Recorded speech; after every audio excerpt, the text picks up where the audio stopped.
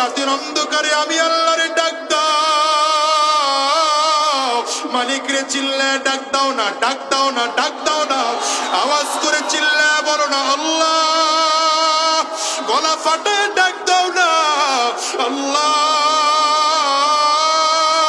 চোখের পানি ফালাইয়া ডাক দাও না আল্লাহ। বন্ধুরে, সন্তান তোমাকে বাবা বলে ডাক দিলে তুমি খুশি হয়ে যাও, তোমাকে মা বলে ডাক দিলে মা খুশি হয়ে যায়, বাবারে বাবা বলে ডাক দিলে বাবা খুশি হয়ে যায়, বন্ধুরে বন্ধু বলে ডাক দিলে খুশি হয়ে যায়। আমার মালিককে গোলাম, তুই আমার বান্দা, তুই আমার বড় শখের বান্দা, আমি তোরে বানাইছি, ফেরেশতারা নিষেধ করেছে তারপর বানাইলাম। যখন তুই নামাজের মধ্যে দাঁড়ায় আল্লাহু আকবার বল, আমি মালিকের কুদরতি কলিজাটা ঠান্ডা হয়ে যায়। যখন তুই সাজদার মধ্যে গিয়ে বলো সুবহানা রাব্বিয়াল আ'লা, যখন বান্দা তুই পড়ো সুবহানা রাব্বিয়াল আ'লা, আমি মালিকের কুদরতি অন্তরে জোশ এসে যায়। বান্দারে, চোখের পানিগুলো ফেলে ফেলে যখন তুই কাঁদো, আমার নানা জান রাহমাতুল্লাহি আলাইহি হাদিস আমাকে শুনিয়েছিলেন, কথাটা আপনাদেরকে শোনায় যায়। রব্বে কারীম হাদিসের কুদসির মধ্যে বলেন, আমার কোন গোলাম যখন দুই হাত উঁচু করে কান্না করে, আমি আল্লাহ তাআলা কুদরতি নজরটা দিয়ে তার চেহারাটার দিকে তাকিয়ে দেখি বান্দা কেমন করে। ওর চোখ দিয়ে পানি বের হয় না, কিন্তু বান্দা তারপর গালটারে ভেকা করে দেয়, জবানটারে বাঁকা করে দেয়, জিহ্বাটারে নাড়ায়, চোখের পাতাগুলো বার বার করে পানি মারে, আর নিজের গুনাহের কথাগুলো স্মরণ করে, আর শুধু চিৎকার করে করে ডাকে, আয় আল্লাহ আমারে মাফ করে দাও।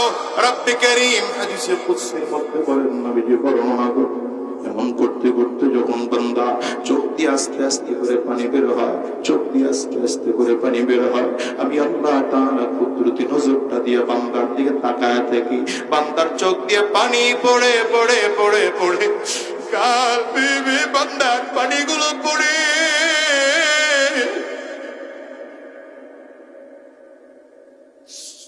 ফেরেশতারা ওই সময় রবের সামনে দাঁড়ায়, গো আল্লাহ তোমার কি মায়া লাগে না, তোমার কি মায়া হয় না আমার বান্দাদের দিকে তাকায় দেখো না, যদিও গুনাহ করেছে কিন্তু সে এখন চোখের পানি ফেলায় কাঁদে।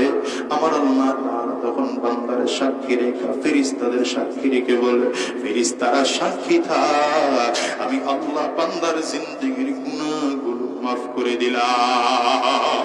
ফেরেশতারা কয়, তাইলে আল্লাহ এতক্ষণ কেন তাকায় ছিলেন? তো আল্লাহ তাআলা বলেন, ফেরেশতারা জানো আমার বান্দার চোখ দিয়ে যখন পানিগুলো পড়ে, আমি আল্লাহ পাক বান্দার চোখের পানি দেখলে বড় মায়া লাগে, মায়ার নজর দিয়ে বান্দার চোখের দিকে তাকায় থাকি। ওরে গোলাম, যদি চোখে পানি না আসে কান্নার ভান ধরবা।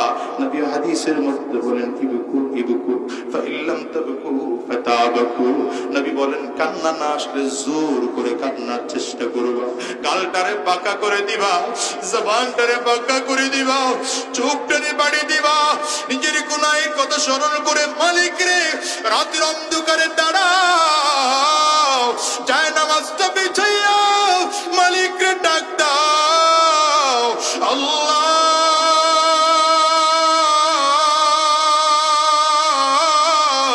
আমার চেয়ে বড় গুনাহগার তোমার এই জমিনের মধ্যে আর কেউ নাই, আমার চেয়ে নিমখারাম বান্দা তোমার জমিনে আর কেউ নাই, আমার চেয়ে বদমাশ তোমার জমিনের মধ্যে আর কেউ নাই, আমি বড় গুনাহগার, হাত দিয়ে গুনাহ করেছি, পা দিয়ে গুনাহ করেছি। এরপরে মালিকের কাছে বলো, আল্লাহ বাবা তো সন্তানরে ফিরে দিলে, অন্য দরবার আছে, মা সন্তানরে ফিরে দিলে আরো তো দরবার আছে, ভিক্ষুকরাও যদি কেউ দরবার থেকে তাড়া দেয় আরো তো দরবার আছে, কিন্তু তুমি এমন একজন আল্লাহ, তোমার দরবার থেকে যদি কাউরে ফিরে দাও আর তো কোনো দরবার নাই, এমন করে যদি মালিকের কাছে কান্না করতে পারো, আমার মালিক দেখবা বান্দারে মাফ না করে পারেন না। ও বাজান রে, তোমার আমার কাছে গুনাহ করতে করতে করতে করতে কলবটা এত শক্ত হয়ে গেল, এখন ক্ষমা চাওয়ার মতো পরিস্থিতি তোমার আমার নাই। গুনাহের কথা স্মরণ করে দেখো, চোখ দিয়ে পানিও বের হয় না। দেখো তো কত নামাজ তোমার আমার জীবনে ছুটলো, নামাজের জন্য চোখ দিয়ে পানিও বের হয় না।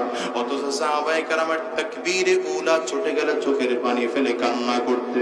দেখো তো কত বেগানা নারীর দিকে তাকাইলাম, চোখ দিয়ে পানিও তোমার আমার বের হয় না। কত সুদের কারবারের সাথে জড়িত ছিলাম, ঘুষের কারবারের সাথে জড়িত ছিলাম, হারাম কাজের মধ্যে লিপ্ত ছিলাম, এরপরেও দেখো তোমার আমার চোখ দিয়ে মোটেও পানি বের হয় না। এই জন্য বলি সাবধান, দিলটারে শক্ত বানায় কবরে যাওয়া যাবে না, দিলটা নরম বানাও। হাক্কানি উলামায়ে কেরাম পাইলে হাত বাড়া দাও আর তার কাছে বলো, আল্লাহর কাছে আমার ব্যাপারে ক্ষমা চাও। রাতের অন্ধকারে দাঁড়ায় যাও, মালিকের কাছে কান্না করো। আল্লাহর কাছে যদি কান্নার মতো কাঁদতে পারো, আমার মালিক বড় দয়াবান, বান্দার গুনাহ মাফ করে দিবে।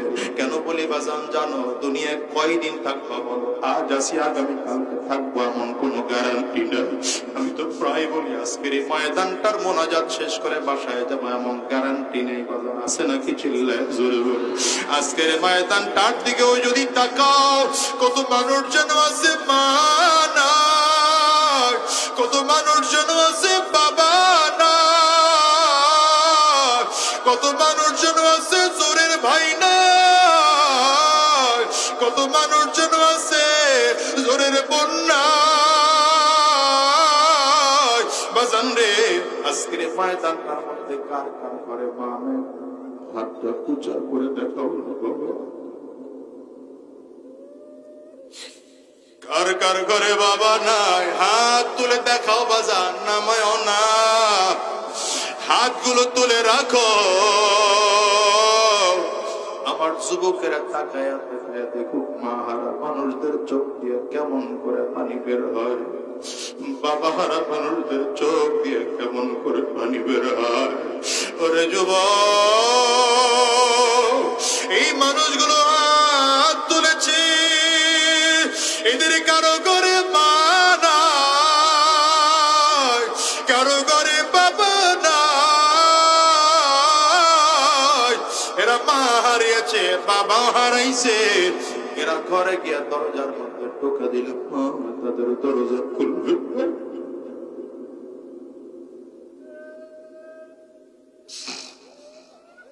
আমি তো প্রায় বলি বাজার, আমি জাতীয় বাসায় গিয়া দরজার মধ্যে টোকা দিলাম, দরজা খুলে না। দেখো না এই মানুষগুলোর চেহারার দিকে তাকা, কারো চক্ষু দুইটা লাল, কারো চোখ দিয়ে বে পানিগুলো পড়ে, কারো চোখের কোটায় পানি। এই মজলিসে এমন মানুষও খুঁজতে পাওয়া যাবে, হাতগুলো নামা, এমন মানুষ খুঁজতে পাওয়া যাবে যাদের সন্তান জমিন থেকে বিদায়। ও বাবা, কোন দুনিয়ার জন্য পাগল হয়ে গেল বলে? আজরাইল তো পেছনে ঘুর ঘুর ঘুর ঘুর ঘুর ঘুর করে ঘুরে। যেদিন আমার মালিকের আদেশ হয়ে যাবে, আজরাইল ভয়ঙ্কর স্বরূপ নিয়ে দাঁড়ায় যাবে। গুনাহগারের সামনে যখন আজরাইল দাঁড়াবে, গুনাহগার তাকায় দেখবে পা দুইটা জমিনে, মাথার সাত আসমানের উপরে, এক হাত পৃথিবীর পূর্ব প্রান্তে, আরেক হাত পৃথিবীর পশ্চিম প্রান্তে। আজরাইল আলাইহিস সালাতু ওয়াস সালামের চক্ষু দুইটা উহুদ পাহাড়ের চেয়ে বড় দেখা যায়। আজরাইল আলাইহিস সালাতু ওয়াস সালামের প্রত্যেকটা পশমের গোড়া থেকে মনে হয় যেন আগুনের ফুলকি বের হয়। আজরাইল আলাইহিস সালাতু ওয়াস সালামের ভয়ঙ্কর চেহারা দেখা শরীরে 360টা মুকামের মধ্যে রূহটা দৌড়ায়। আজরাইল আলাইহিস সালাতু ওয়াস সালাম গুনাহগারের রূহটার মধ্যে এত জোরে থাপা মারবে, কলিজার রগগুলো টাস টাস টাস টাস করে ছিঁড়ে যাবে। দুনিয়ার বাহাদুরি তোমার থাকবে না। হাসরের ময়দানে যখন দাঁড়াইবা, ওই কবরের মধ্যেও যখন যাইবা, দেখো তো লাশ বানাইয়া, 3টা কাপড়ের প্যাকেট বানাইয়া, মাথায় একটা বান, পায়ে আরেক বান, কোমরে আরেকটা বান লাগাইয়া ওই কবরের দেশে নিয়ে রওনা হয়।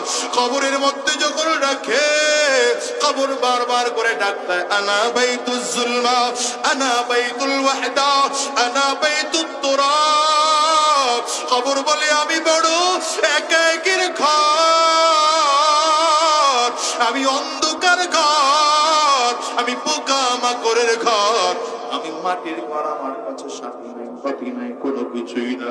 যদি ভালো আমল করে আসতে পারো ভালো আচরণ করো, আর যদি ভালো আমল করে আসতে না পারো, কপাল পোড়া আমার ডানেও মাটি, বামনেও মাটি, সামনেও মাটি, পেছনেও মাটি, চারিদিক থেকে মাটিগুলো একত্রিত হইয়া গুনাহগারের লাশটাকে এত জোরে চাপ মারব, এক পাজরের হাড্ডি কিন্তু আরেক পাজরের মধ্যে নিয়ে পৌঁছায় দেব। বাজানকে এজন্য অনুরোধ করে গেলাম, ইসলামের মধ্যে পরিপূর্ণ প্রবেশ করো। কিছু মানবো কিছু মানবো না, এটা হতে পারে না। মালিকের কাছে পাক্কা সাচ্চা দিলে তওবা করবা। বিশেষ করে আজকের আখিরি বয়ানে মুনাজাতের মধ্যে পাক্কা সাচ্চা দিলে তওবা করবা, আর বলবা আল্লাহ আর হারাম রাস্তায় কদম বাড়াবো না, শয়তানি রাস্তায় কদম বাড়াবো না, গুনাহের পথে চলবো না, হারাম রাস্তায় চলবো না, সুদের কারবার করবো না, ঘুষের কারবার করবো না। কারা কারা ওয়াদা করতে তৈয়ার, দুই হাত উঁচা করে আল্লাহরে দেখা, চিৎকার করে জোরে ডাকো আল্লাহ। জবান খুলে আরো জোরে ডাকো না আল্লাহ। চোখের পানি ফালা ডাকো আল্লাহ। চোখে পানি না আসলে কান্নার বাম ধরে ডাকো, ডানে আর বামে তাকাও, দেখো না কার চোখে পানি। ওই মানুষটার দিকে তাকিয়ে নিজের নিজে ধিক্কার মারো, আর গুনাহের কথা স্মরণ করে মালিকরে ডাকো, আল্লাহ ওয়াদা করলাম আর হারাম রাস্তায় চলবো না, শয়তানি রাস্তায় চলবো না, গুনাহের পথে চলবো না, যতদিন আল্লাহর এই জমিনে থাকবো, দ্বীনের পথে চলবো। আল্লাহ তুমি কবুল করে নাও, কবুল করে নাও। চিল্লা বলো